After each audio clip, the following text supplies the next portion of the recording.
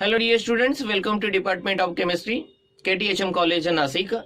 So student, in our last lecture we discussed about the atmosphere. The protective blanket of the gases present around the earth's surface is known as the atmosphere. We discussed the various segments of the atmosphere depending upon the altitude from the earth's surface. The atmosphere is classified into different segments, and each segment consists of a significant chemical species, and obviously the corresponding chemical reactions will take place.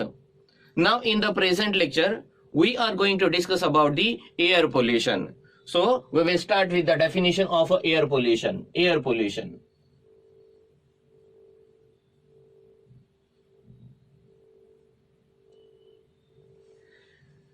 The air pollution is defined in different ways.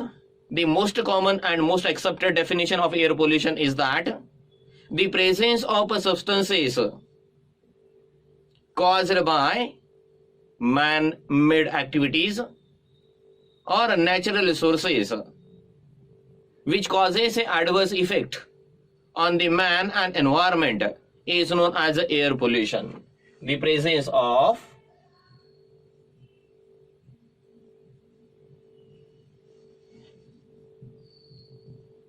substances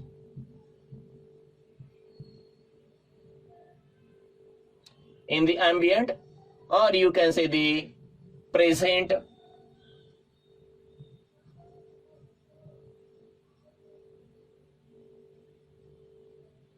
atmosphere caused by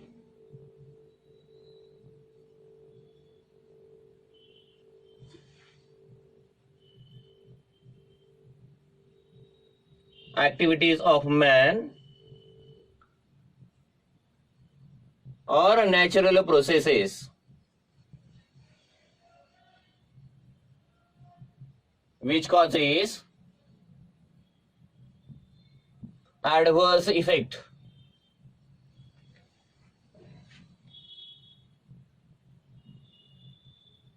on man or environment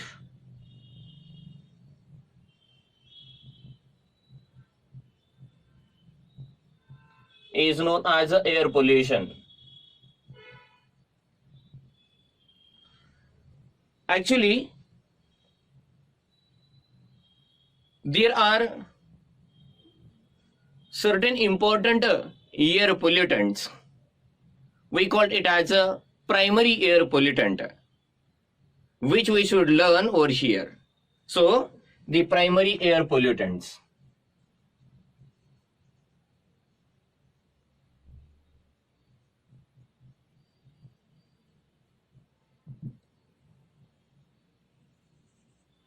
Primary air pollutants means what? The pollutants which are emitted from the source or generated from direct air source, because after emission of a pollutant by certain source, they can undergoes a secondary reaction to produce again pollutants. These pollutants then again further interacts with other species or undergoes a chemical change to form a next pollutants. So here we will deal with the primary pollutant, means those pollutants which are emitted directly from their source. Actually, the air pollution involves a number of steps. Air pollution involves number of steps. For example, the first thing is about the sources, or you can say the source. Second is transportation by chemical process. Second is transportation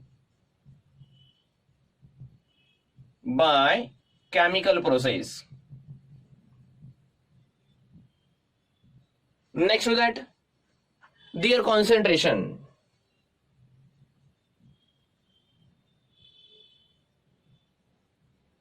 After concentration, obviously they will have a certain adverse effect.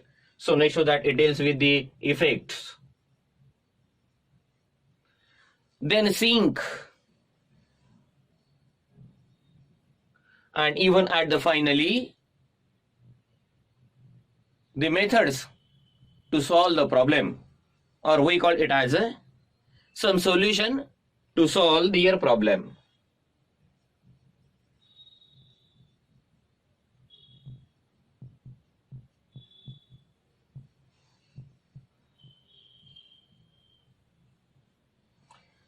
A number of sources of primary air pollutants gives a 5 important primary air pollutants. The first primary air pollutant is the carbon monoxide. Carbon monoxide, CO. Second one is a nitrogen oxides.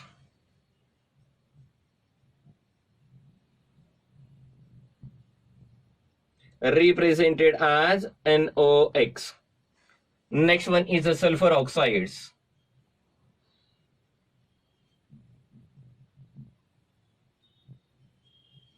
SOxO we called. The fourth one is the hydrocarbons. Hydrocarbons.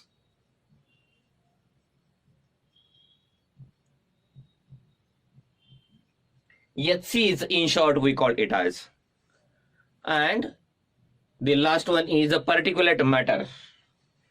Fifth primary air pollutant is particulate matter. We call it as a SPM, suspended particulate matter. So it was an account about the air pollution, and these are the important primary air pollutants. You just note all these things so that we will proceed towards our first air pollutant, carbon monoxide. Now our first primary air pollutant is the carbon monoxide. Carbon monoxide.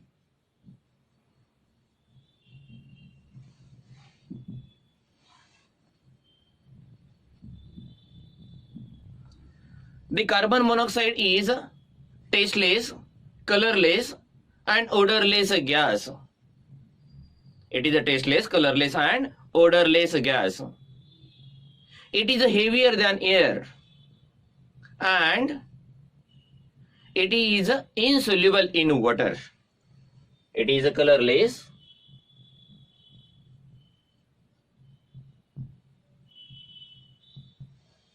odorless, and tasteless gas. Second thing, it is heavier than air. And third thing, it is insoluble in water. Now we will see the sources of carbon monoxide. What are the sources? First of all, we will discuss about the natural sources. The first important natural source of the carbon monoxide is the natural gas evolution. First one, natural gas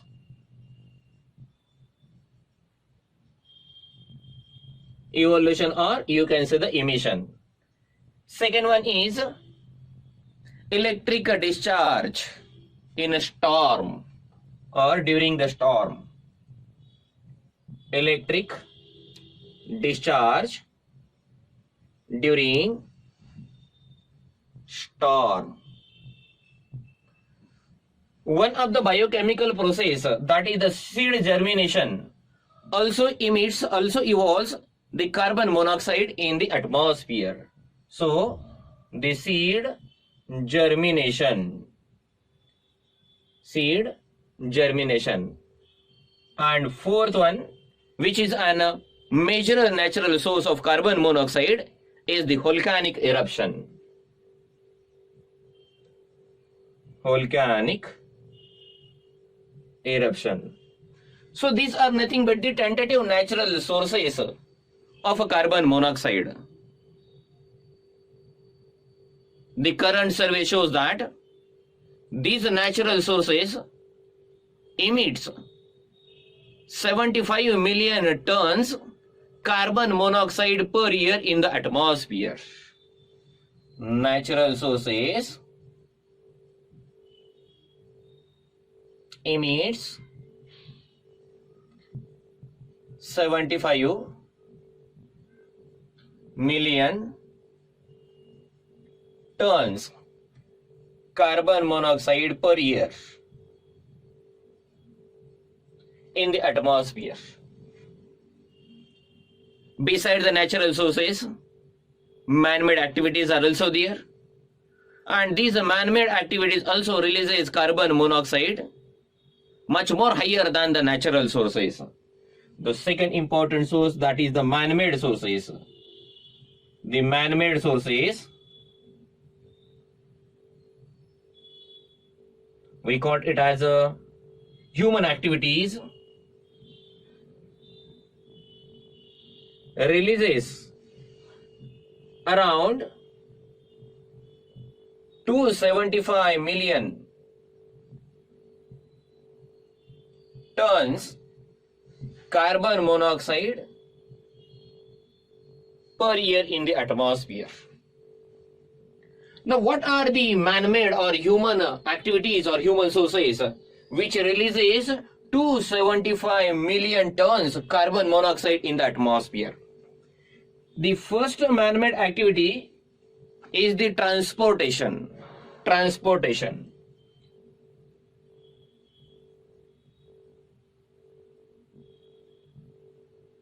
We know that in engine, when we are burning a fuel, due to the incomplete burning of the fuels, the carbon monoxide is released in the atmosphere.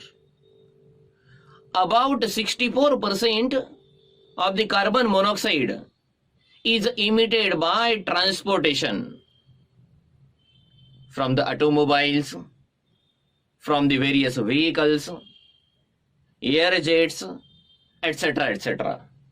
It releases around 64% carbon monoxide through the automobiles, aircrafts, etc., etc. Second one is industrial sources. It is also important one.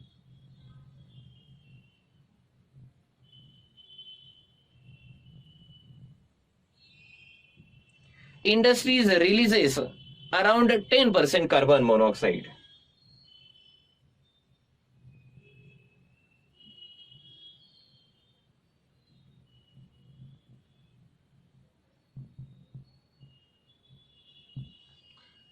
Obviously, in an industries,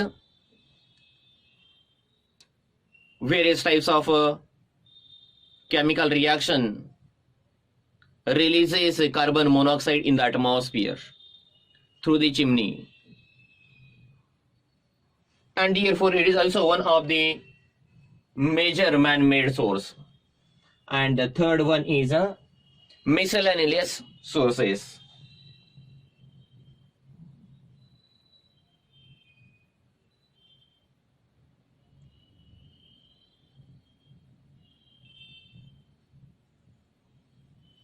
Miscellaneous sources means what? For example, burning of the agricultural raw material, we call it as a agricultural burning, and it releases around 16% of carbon monoxide. How it is done? By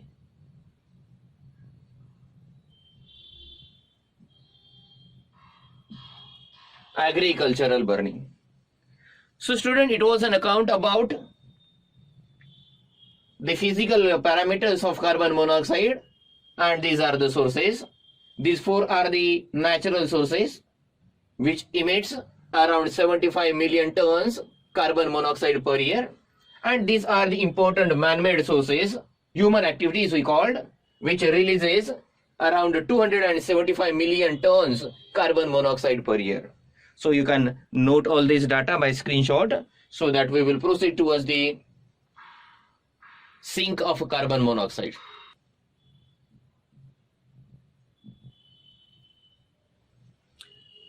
Now the sink of carbon monoxide. Sinks means what? It is nothing but the method by which it will come down on the earth, or how they are converted into their corresponding final product, means again which is also a pollutant one. How they are utilized, how they are converted into the another chemical species, which is again a pollutants for the atmosphere. The first thing is the oxidation of carbon monoxide.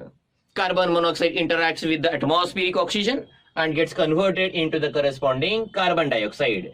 Carbon monoxide plus half of O2, we will get a carbon dioxide over here. Secondly, it also reacts with the hydrogen gas of atmosphere and gets converted into the corresponding methane. So, carbon monoxide plus thrice of H2 molecule, it gives a CH4 plus formation of H2O. And third important thing, which is a free radical reaction, carbon monoxide reacts with hydroxy free radical. Carbon monoxide reacts with hydroxy free radical to give a carbon dioxide plus OH radical. It gives carbon dioxide plus again hydrogen will be released over here. Hydrogen radical we called it as.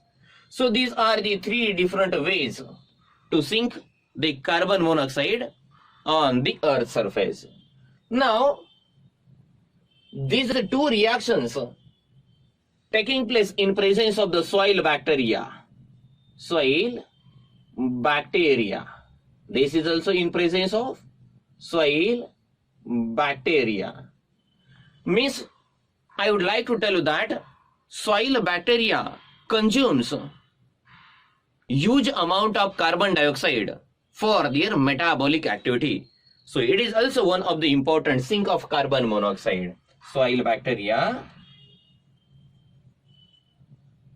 consume carbon monoxide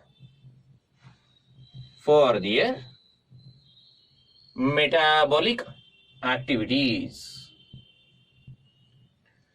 So student, it was an account about the sink. Now we will move towards the chemical processes involved during the formation of carbon monoxide. You can note it by screenshot.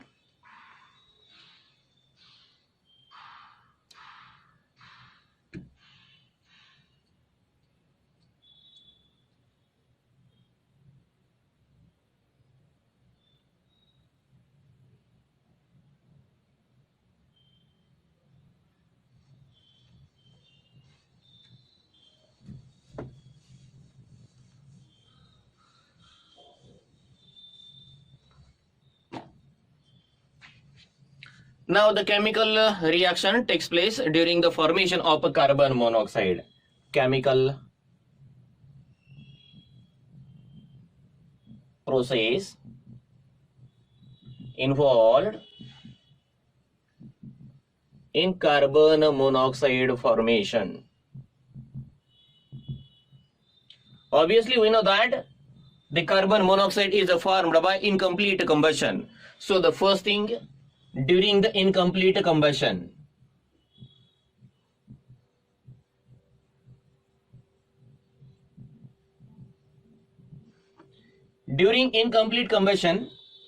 the carbon monoxide is formed in the first step, and in the second step it is converted into the corresponding carbon dioxide. So obviously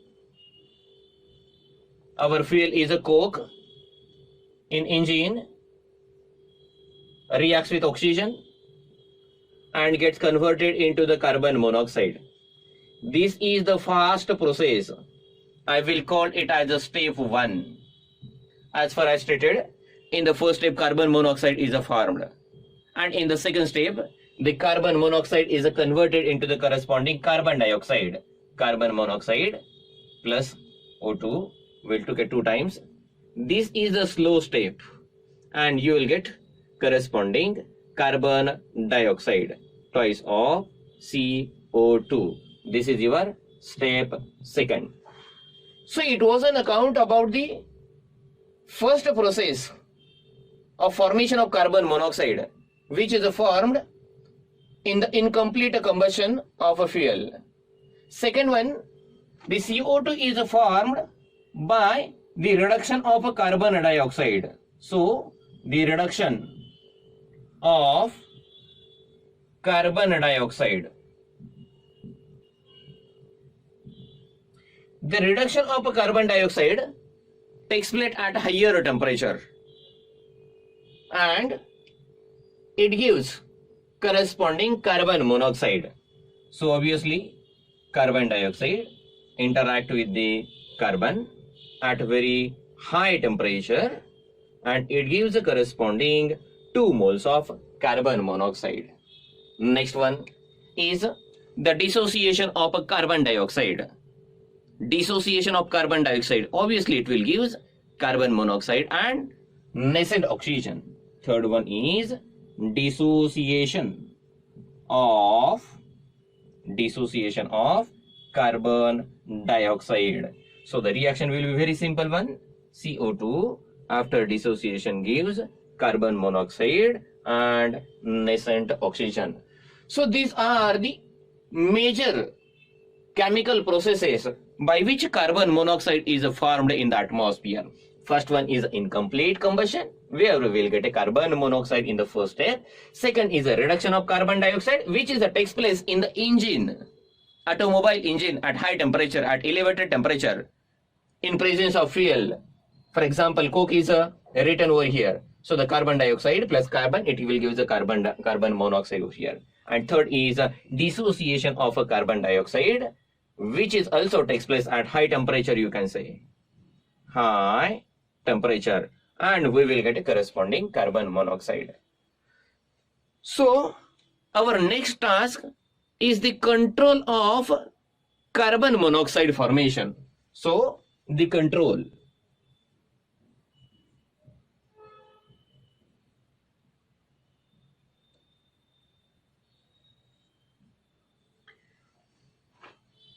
The first important remedy to control the formation of carbon monoxide is the use of lean gases, or we call it as a lean fuel.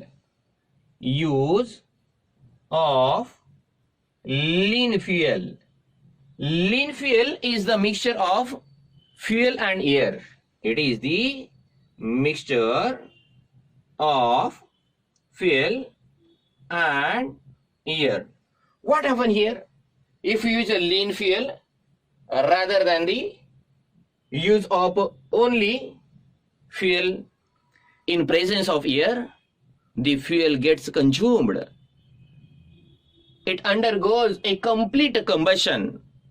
Obviously, once the combustion of fuel will be completely, then no carbon dioxide gas will be released, or you can minimize it. And second is use of air pump. Use of air pump. Use of air pump. Again, the same rule is there. If we use the air pump, the maximum air will be supplied during the combustion. And obviously, once the excess of oxygen is available for the combustion, the incomplete combustion will be less. So the less amount of carbon monoxide will be released in the atmosphere. So these two are the important remedies to control the carbon monoxide. So student, it was an account about the chemical processes during the formation of carbon monoxide, and these are nothing but the control measure of a carbon monoxide. Now we have to discuss about the effect of carbon monoxide. So you can note these things by screenshot so that we will proceed. Now the effect of carbon monoxide. First of all, we will discuss the effect on animals.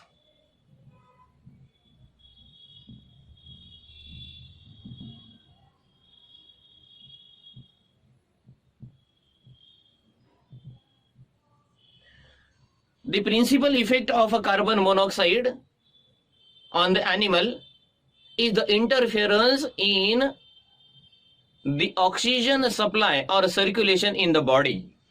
The principal effect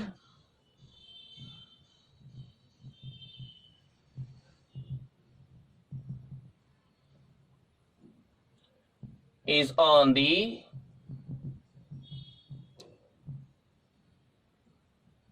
interference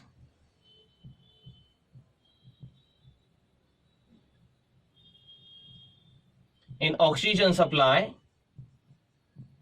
or transportation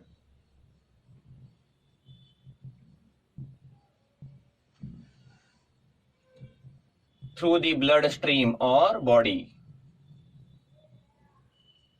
Because the carbon monoxide has affinity towards the hemoglobin. It forms a complex with the hemoglobin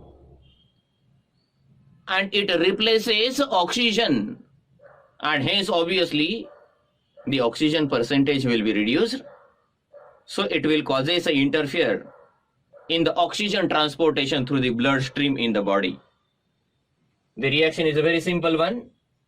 HbO2, it is nothing but the oxygen binded with the hemoglobin of our red blood cells, and when this HbO2 is reacted with carbon monoxide, I already told you that carbon monoxide has a great affinity to bind with hemoglobin in comparison with the oxygen, and therefore we will get the formation of HbCO and oxygen is released. Means along with hemoglobin in blood, carbon monoxide will be transported, and therefore if the excess of carbon monoxide will be there, it will causes a deficiency of oxygen. The carbon monoxide is 204 times more reactive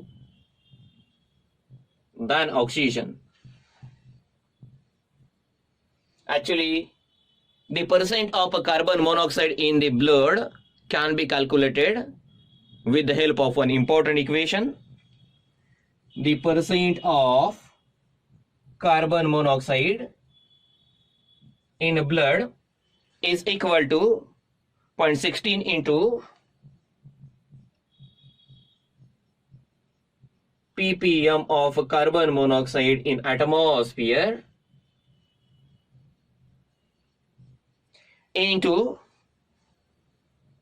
the multiplying factor 0.5. This is an important formula used to calculate the percent of carbon monoxide in the bloodstream. So it was an account about the effect of carbon monoxide on the animals. So what is the effect on the plants? Effect of carbon monoxide on the plant. The most important effect of carbon monoxide is on the cellular respiration. It affects on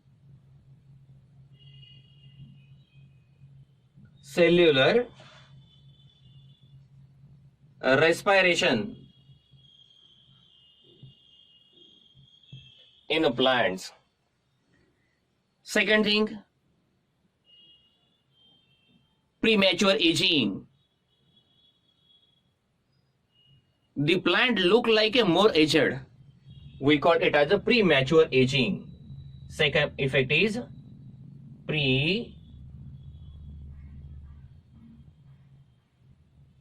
premature aging. And the third important adverse effect is a leaf drop. Leaf drop. So these are the major effects of carbon monoxides on the plants as well as on the animal. So student, it was an account about the first primary air pollutant, carbon monoxide. Now in this lecture we will stop here. In our next lecture we will deal with the second important primary air pollutant, that is the nitrogen oxides. Thank you very much.